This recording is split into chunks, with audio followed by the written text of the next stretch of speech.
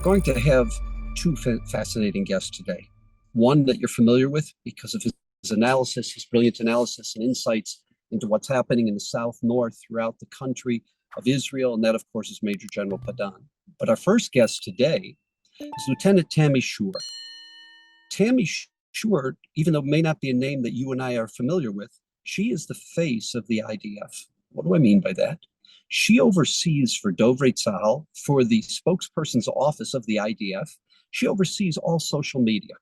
Social media, whether it's Spanish language, English language, whether it's in Arabic, and the ability that they have and the responsibility they have to act, having absolute clear facts on the one hand, but doing it in an expeditious, fast way because of the news cycle, because of the press, because of the bloggers, is what makes her job incredibly challenging. She has a team. She's very astute, very smart. We had the opportunity to meet with her in her base in Srifin and meet with members of her team. And we wanted to share her insights and her experiences of the war with all those participating this afternoon and this morning on this briefing. And without further ado, I want to hand it over to Lieutenant Tammy Shur.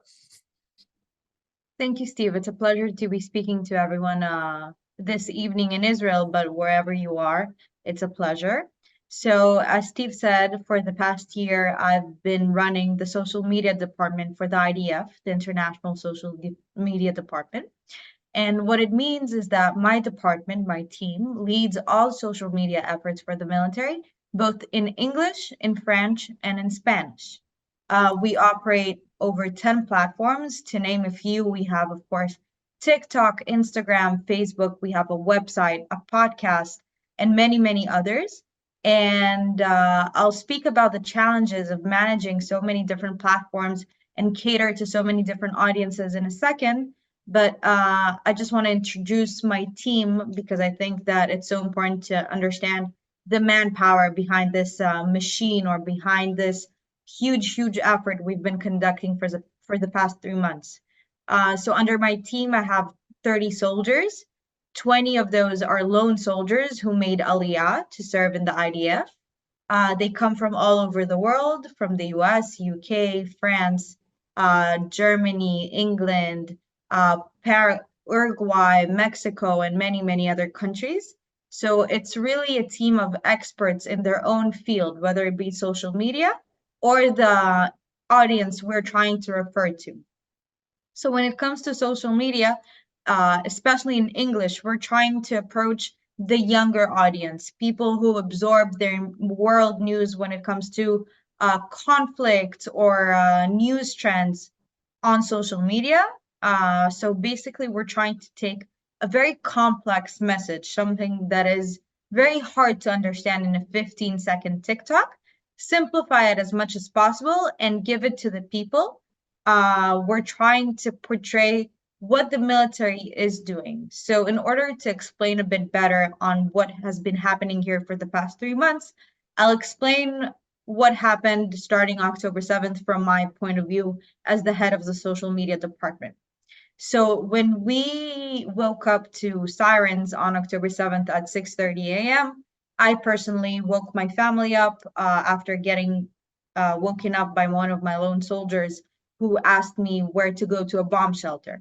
So I woke my family up. We immediately followed the Home Front Command guidelines and went to the bomb shelter. And then for a couple of hours, we were trying to, as the rest of the military and the rest of the country, we were trying to understand what was happening. And we were trying to be as reliable and worthy as possible.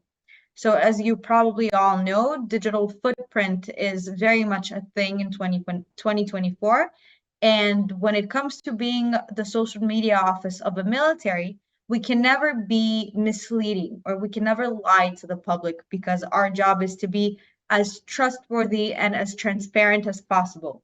So we were updating the public in all languages with the updates as we were getting them. So the first tweet of this war is at 6:31, where we tweeted about sirens sounding in southern Israel and central Israel. And from there, for the first 48 hours, the only content we were able to push out are real life updates because we realized that there is a vacuum in the world understanding what is happening in Israel. So you had obviously the Telegram channels, the non-official Telegram channels, where you could see these awful, awful images coming out of southern Israel of the terrorists roaming in Sderot and in Be'eri and in all of the Israeli communities in southern Israel.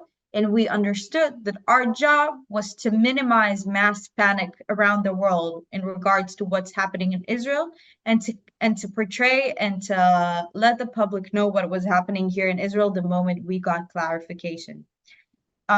So just some numbers. So what we saw in the beginning of the war, that there was a true vacuum when it came to seeing what is happening here on the ground in Israel. So in the first 48 hours, we had a rise of about 100,000 followers, which is astronomical in social media numbers. And for the past 3 months, we've gathered more than 2.5 billion views, which we are very proud to say are completely organic, not sponsored, not endorsed, and not paid for. And if you look at our social media and you look at the languages, we're trying to cater to every audience and to every public as to what interests them. So when we talk about our French-speaking audience, we try to focus more about our northern arena, about Lebanon, because at the end of the day, there's a very large French-speaking population in Lebanon, and there's a lot of funding that France diverts into Lebanon. So we try to explain what Hezbollah is, what are the challenges Hezbollah poses to the free world. When it comes to our Spanish-speaking audience, we try and talk more about the drug trafficking arena, about the cartels in South America, and how they're all influenced by the Iranian axis of terrorism around the world and their efforts to destabilize the entire region. And I think one of the biggest challenges, and with that, I'll open it up for questions from Steve and the audience. I think one of the biggest challenges we've had in this war is the fact that it's labeled the true real war of fake news, because you have conflicting information coming out from the field. You have a terrorist organization like Hamas that is using one of their strongest weapons, which is psychological warfare. We can see this with the barbaric and merciless videos of the hostages Hamas are pushing out. We can see this with different moves they're doing. They're really exploiting psychological warfare against both Israelis and the international audience. And you can see this in the way they're trying to portray themselves as the protectors of the Gazan people, as the protectors of the Palestinians, where we try and show as much evidence and real footage of the way Hamas deliberately puts Palestinians under fire, under constant threat, by using them as human shields, by using their hospitals as bases of operation, by digging tunnels underneath schools and underneath kindergartens. And you can really see the war of narratives as to what the military and what Israel is trying to portray, that we did not want this war, nor did we start this war. We are fighting a just war for the protection of our people, to release our hostages, to reunite families, and to properly grieve what happened here on October 7th. And then you have Hamas, whose stated goal is the annihilation of the state of Israel and all Jews around the world. So with that, I'll be more than happy to have a meaningful conversation. Tammy, two questions. One of those questions is coming from a lot of the younger participants here at FIDF, and that is they are, and again, I'm going to try to contrast the psyche in America. Those Americans who are in their 40s, 50s, 60s, and older were raised in a world, for the most part, where there's a trust and respect for government. And if there's something official coming from the army or the government, for the most part, there's a certain sense of trust, a belief in the legitimacy, the morality, and the accuracy of the information they're getting. That's not necessarily the case in the younger generations, whether it's Generation Z, whether it's the millennials. That's not necessarily the case in America. And again, we're not here to judge it. We're sort of describing those two distinctions. So many of the younger people knowing that you're involved, and many of them who don't necessarily go to news sites, but really get their news on X, they get their news through TikTok, they get their news through blogs, they get their news through WhatsApps. They're not necessarily going to the same sources that someone in their 40s, 50s, or 60s is going to. They question, how can there be any accuracy? How can anybody respect it, no matter how true it is, if it's coming from an official source? And what the second half of their question is, shouldn't this be shared through influencers, because of the psyche of that generation? So that's question number one. Are you using influencers in various countries, in various languages, to spread the word? That's question number one. Question number two is from a totally different source. People are interested in who, in terms of we know that there are tens of millions of followers of the IDF social media, Arabic speakers, whether those are people living in Gaza, whether the people living in other parts of the Middle East, other parts of the Persian Gulf. If you could speak to us about that demographic and the way that your team communicates to the Arab-speaking, so to speak, followers, Arab-speaking audience. So two very insightful questions. I'd start with the first. So of course we are aware of the, let's say, the questionability of our credibility online as a military, and the very easy category that we try to stay out of, which is being a propaganda channel. So when it comes to sharing information that is credible, we try and supply as much as possible real evidence, aerial images, actual footage. So the source isn't the IDF said, but the IDF showed. And that is one way we try to combat that. We try and get as much as many as possible commanders that are actually boots on the ground in Gaza, on record, on air, sharing their own experiences. I think outside of the world of social media, one of the biggest things we've done is on October 8th, which means less than 24 hours after the massacre happened, we were able to bring in journalists from international press to southern Israel, to the communities, to see the horrors for themselves, to witness firsthand what happened in southern Israel, because we understand the credibility that other media channels and news outlets have by non being labeled as the voices of the IDF. And when it comes to influencers, we are working with different influencers. I think you can see many who came here to see it for themselves, who came and visited southern Israel, who met with soldiers who were hospitalized, who were injured in Gaza or on October 7th. But we are trying to cater to as many influencers as possible, because we understand that if, let's say, you have someone that has a channel focusing on sports and lifestyle, so they have a different following from the following that will usually or typically follow a social media channel of a military.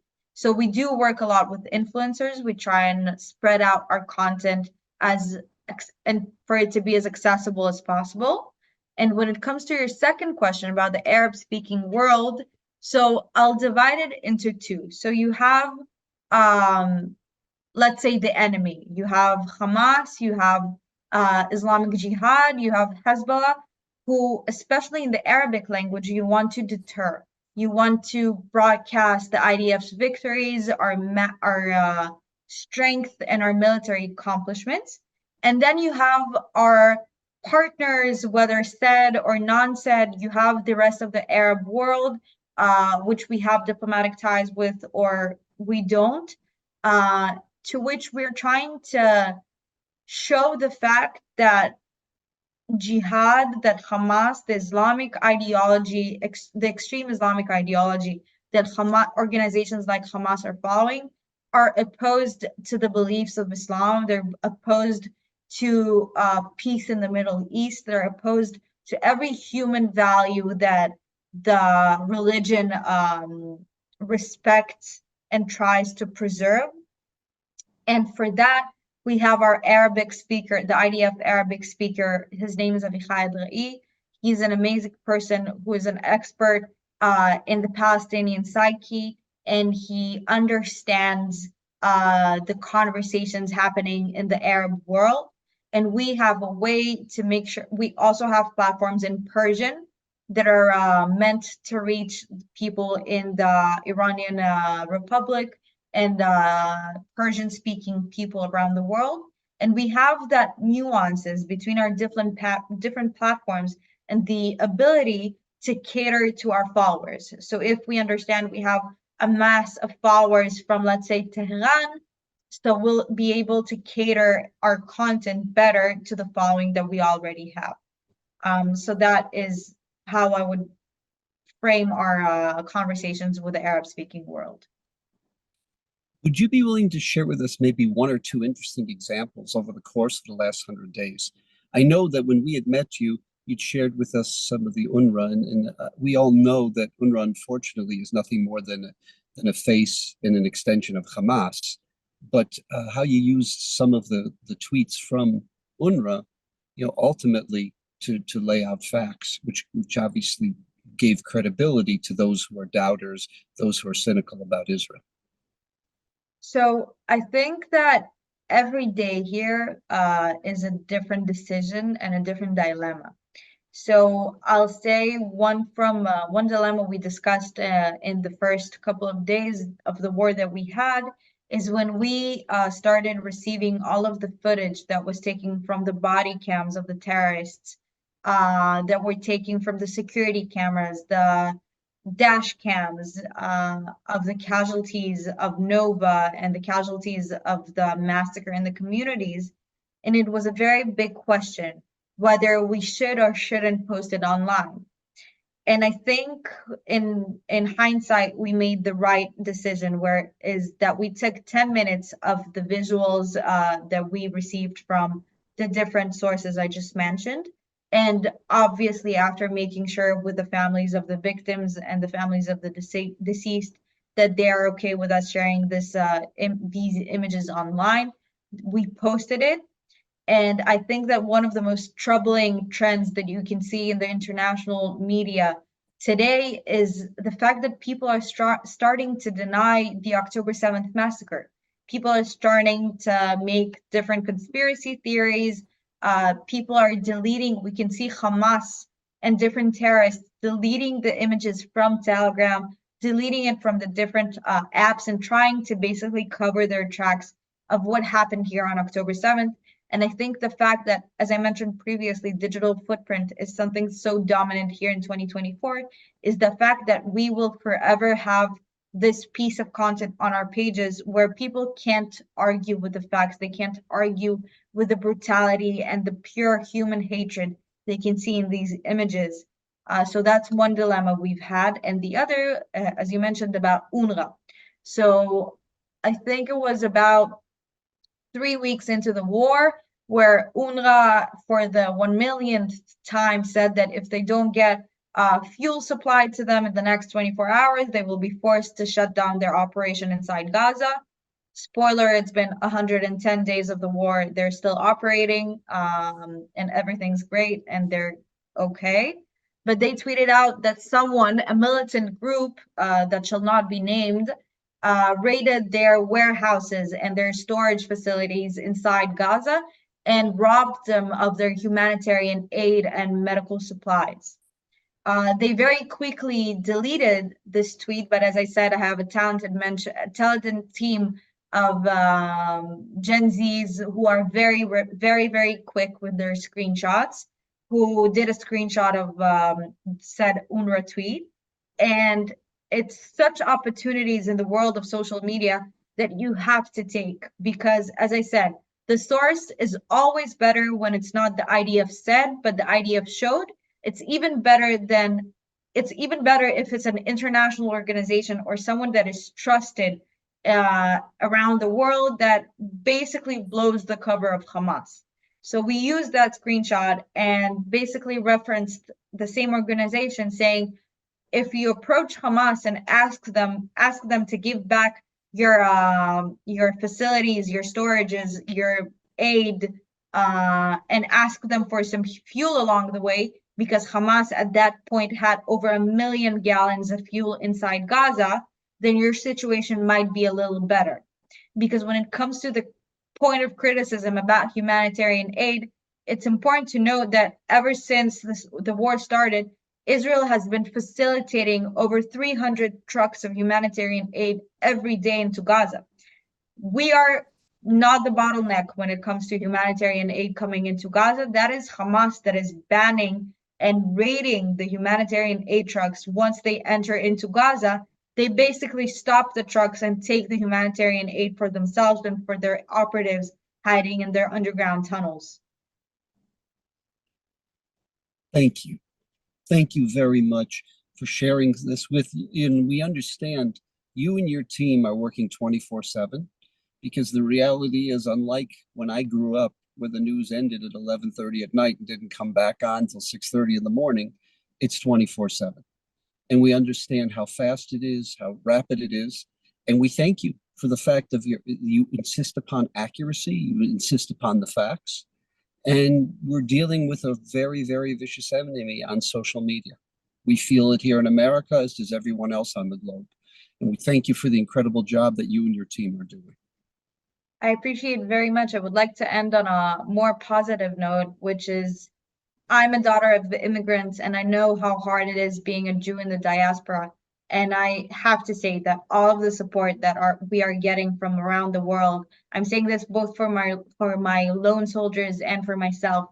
I think every voice matters, and it's so important for us to portray the feeling that none of us are alone in this. And every person that speaks up, every person that speaks their truth matters. And I think that at the end of the day, we as the IDF know that we are fighting for the right team, and I hope that everyone is feeling safe and staying safe, and let's pray for better times.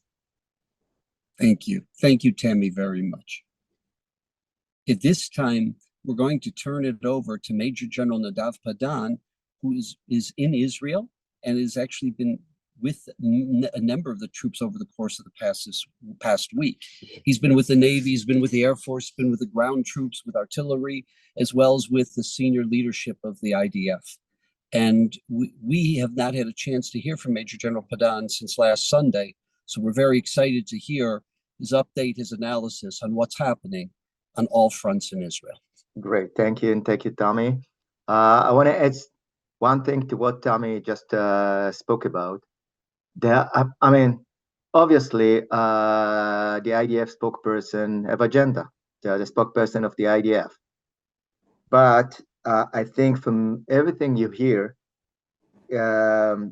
is the most reliable, and most of the information that the IDF spokesperson provide are verified information. So, and by the way, for good and for bad, the IDF divide between the psychology warfare and the IDF spokesperson. There is here and the connection, but and the IDF spokesperson responsible to verify and to provide reliable information about what's going on in the war.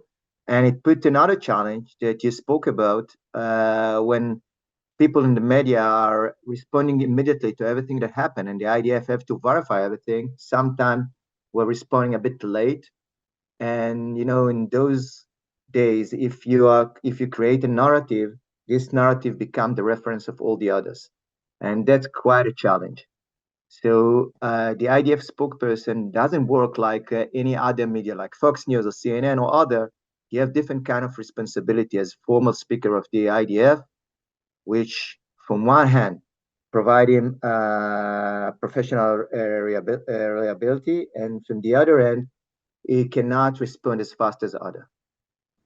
I'm taking it to the side and speaks about the situation in Israel. I think that the most important thing to add or to mark over the last few days is the way that Iran getting involved into this war. I'm speaking about it for quite a while, although it's not at the media in Israel. But you could see it the last 3 weeks or over 3 weeks that Iran forced to be at the front. They play kind of sophisticated game at the beginning and launch most of the friction with Israel, with their proxies, with the Houthis in Yemen, with Hezbollah in Lebanon, with the Shia militia in Syria and Iraq, and support them from behind. And I think the two major events changed the strategic map. One is the involvement of the coalition led by the US against the Houthis in Yemen. And the other is the way that Israel targeting the effort of Iran, both in Syria and in Lebanon. We had 3 events over the last 2 days that up to international news, Israel attacked a leader from the Iranian Revolution Guards, what they call the Quds Force. Quds stand for Jerusalem, the Jerusalem Force, if you will, that's responsible for the smuggling, for export technology and support to the proxies all over the Middle East. So that's quite a change. It's a strategic change. The Iranian already declared that they will respond for it, and the time that they'll support their strategic need, but it's a strategic change. General Padan, Yeah. to what degree has America and the international coalition damaged or inhibited the Houthis' stockpiles, their abilities to shoot missiles at seas, their fleet, their naval fleet, etc.? Do we have a sense of how significant the damage has been to the Houthis? So I think the damages are significant. I think the way that some papers measure the damage by percentage of missiles or equipment that been destroyed is not the right way to describe what's going on in Yemen. Speaking about 20%, 25%, it's relevant. It's part of that component in this system, but it's not described the whole strategic success here. The success is to deliver a message to the Houthis. This is important to the world. We, the Western world, the free world, won't accept the war that you are trying to play with in this part of the world, and beware. And I think that those 48 hours stop here and there are part of the way that the US and the coalition are running this strategic effort. And I think, as far as I understand, it's too early to wrap it up. But as far as I understand, the result are significant, and the damages are a lot bigger than the percentage of ammunition or missile that's been destroyed, physically destroyed. So I'm not so sure that the US and the coalition will be able to destroy 90% or 100% of the missiles of the Houthis, but they could force them to go back to their caves. If I'll go back to the challenges from the north to the south, at the north, Israel are extending the kind of attack that we're launching in Lebanon, try to deliver clear message. Today, there were 2 waves of attack at the village of Markaba, at the south part of Lebanon. It's a Shia village, and I think the message is strong. The kind of target and the way that those waves of attack been launched are different than the fire exchange over the last few weeks. And it's a very fragile kind of game. We can very easily, with miscalculation, with mistakes, run it over the threshold of war. And what we're trying to do is to push the Hezbollah forces north to the 5 kilometers from our border, and set kind of agreement that will be close as far as possible to 1701 that we signed after 2006. But you know, to all the guys that say shoot there and shoot there, shoot here or shoot there, you have to remember that when you are running those kind of game, you should be prepared to a full war. And Israel right now are trying to focus at what happened at the south. Speaking about the south, I've got a lot of questions from donors of us about phase 1 and phase 2. Did we change the goals of the war in the south? Nothing changed. Those changes along the Gaza Strip are tactical changes. Those decisions are tactical decisions. They change over the last few weeks because there is continuous lesson learned that comes and change the tactic and the way that the IDF maneuvers. So, for example, we withdraw from the north part of Gaza with most of the forces, and we're launching strike into a center of gravity when it's the right, we have the right opportunities. So, for example, today there was a strike that killed 15 terrorists inside at the north part of Gaza. So we're letting the terrorists get out of the subterranean system and attacking them when it's more convenient to our troops. The operation in Khan Younis continue.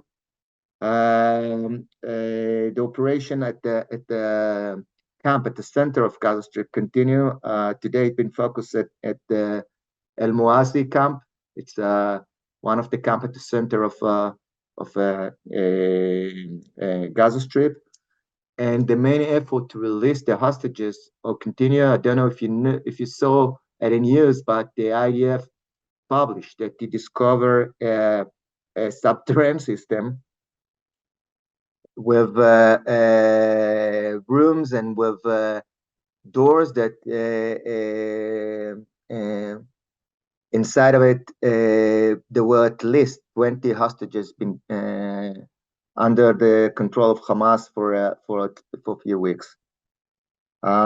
This system, by the way, for those who are participating on this broadcast and want to see what Major General Padan is speaking about, you can either go to jpost.com or timesofisrael.com, and they have images, pictures, both pictures and videos of what the Major General is describing as we speak.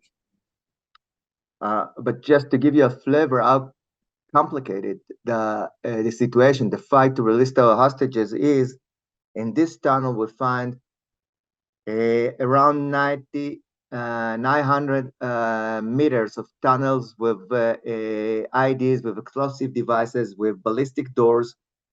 When the IDF got into this system, he fought against terrorists, and then there were a lot of explosion of devices that have been put as booby trap for our soldier. So to get into those tunnels and to walk 1K or a few hundred meters inside a very narrow tunnel without being described by your enemy, it's kind of a mission impossible. So for all the people that ask question, how come the IDF is not fighting inside the subterranean system? It puts our hostages in huge risk, and we take those risks only when we definitely sure that there is no hostages inside, and that's what happened in this case. We knew that there is no hostages inside this system. That allowed us to fight inside it and to kill the terrorists. But we find, as Steve, as you mentioned, a lot of evidence that our hostages been there, including picture of a 8-year-old girl that been held there for days in this terrible place. In Judea and Samaria, the operation continue. We are continue with the same tactic to clean refugee camp after refugee camp. Kasbah, which is the old center of the cities. After Kasbah, and by that make sure that there is no pump up of cells of Hamas inside Judea and Samaria.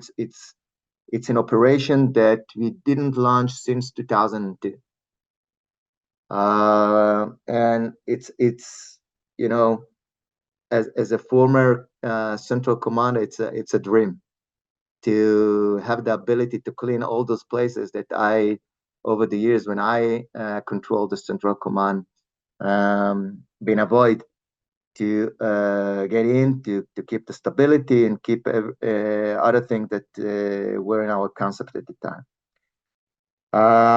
If I have to wrap it up, the success. Could we ask you a question about those moves into the Kasbah, the centers of Shechem, Jenin, other places like that?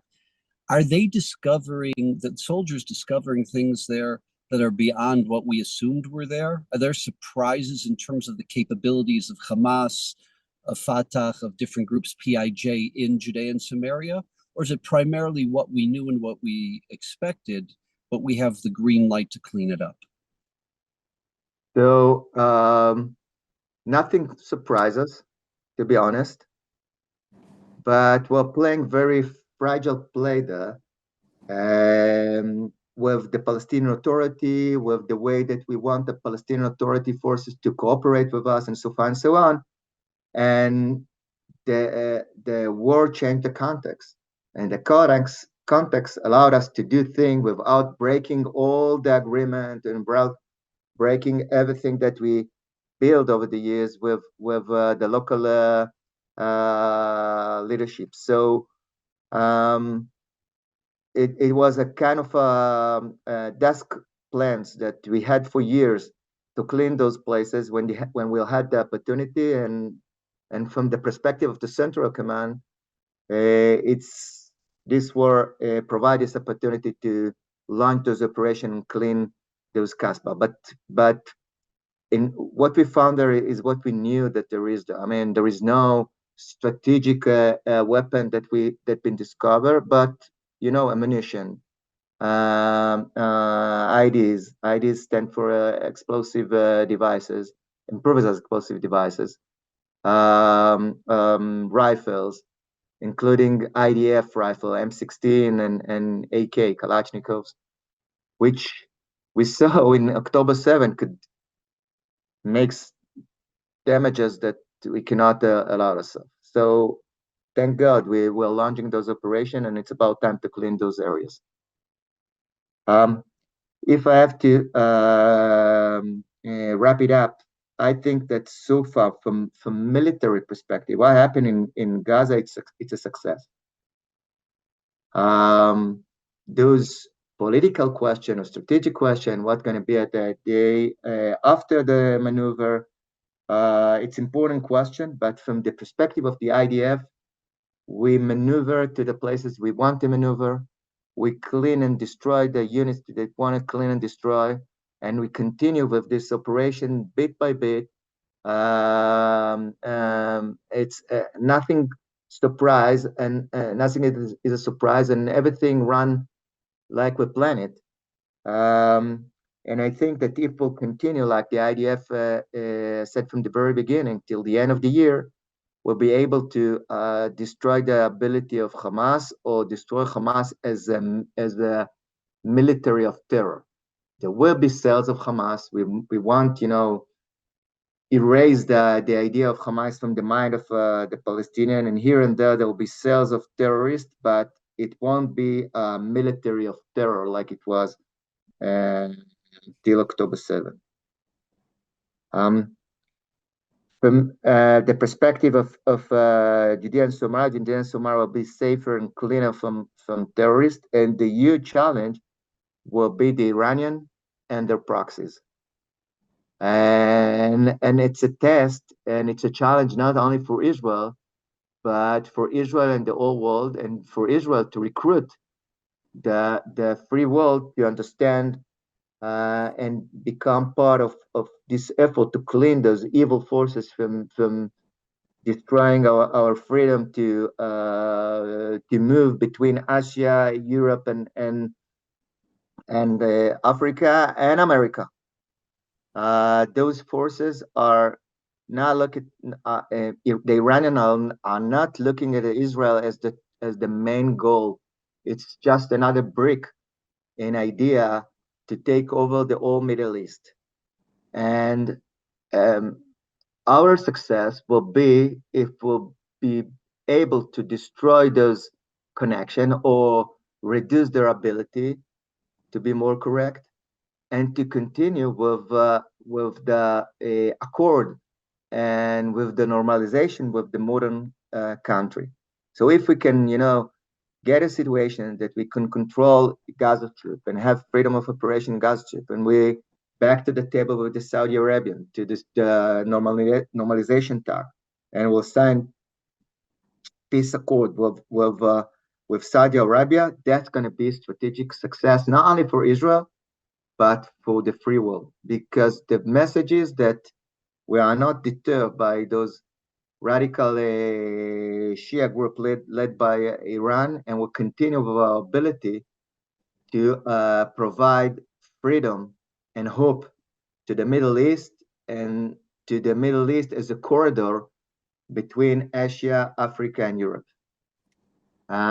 And that's a very strong strategic message. That's going to be the success at the end of 2024. That should be the message for 2025. That Iran and its proxies comes out of this weakened, physically weakened in terms of their influence in the world, and that the moderate Sunni nations, as well as Israel, working together through the Abraham Accords and other facets, have created stability for the world. This crucial area that you said is really the linchpin of three major continents on this globe. Ultimately, should be driven by stability, not by terrorism. Should be driven by moderate Sunnis in Israel, as opposed to the hegemonic Shia caliphate of Iran and its six proxies. Right. Exactly. Next time we meet with you, Major General Padan, because we're a little bit late now, but one of the questions we'd like to ask you is, if it's something that you can discuss with the participants and the viewers, you took a number of major American generals and a number of major British generals through Gaza.